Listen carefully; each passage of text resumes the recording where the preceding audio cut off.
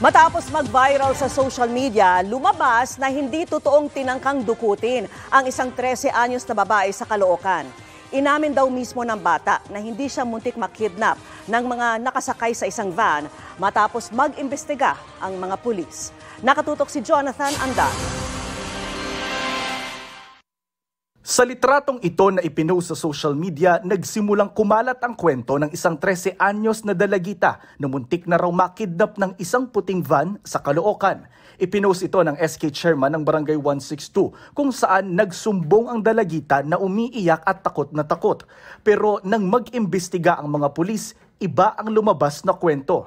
Lahat ng claim ng bata hindi tumutugma sa mga nakita natin sa CCTV. At the same time, yung mga resulta ng investigations natin sa mga person na along the vicinity ng sinasabi niyang insidente. Sabi niya kasi nung una, it is a white van.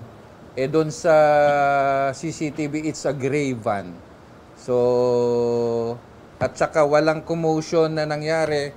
Nangyari raw yan noong August 22, panahong sinuspende ang klase dahil sa malakas na ulan. Pagdaan niya daw po dun sa van, parang biniro lang siya nung pasahero na kasi tumitingin-tingin yata yung bata. Sasakay ka na namin, ganun. Tapos natakot na yung bata. Pero yung van naman po umalis na rin. Umamin din daw kalaunan ang bata na hindi totoong muntik na siyang makidnap. Maayos naman po niya sinabi sa amin na dala lang daw po ng mga nababasa niya sa social media, yung takot na nadadala niya regarding sa puting van nung nakita niya yon. So parang sa kanya namuo agad yung takot. Naplakahan ng mga pulis ang van. Tinutuntun na ang driver nito para matanong kung anong ginagawa nito sa lugar nung oras na yon at kung totoong nagbiro na isasakay ang bata sa van nito.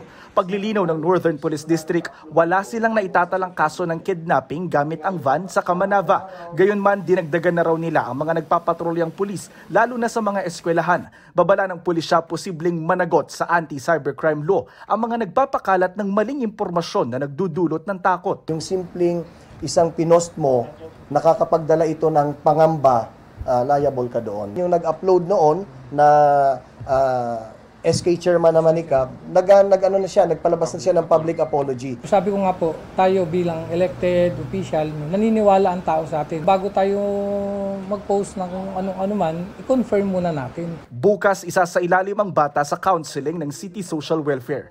Jonathan Andal, Nakatutok, 24 Oras. Sa isang pahayag, nanawagan naman si Caloocan Mayor Along Malapitan sa publiko na maging mapanuri sa mga balita at sa mga nababasa sa social media. Huwag din daw magpapakalat ng maling impormasyon na maaring pagsimula ng pagkabahala o gulo.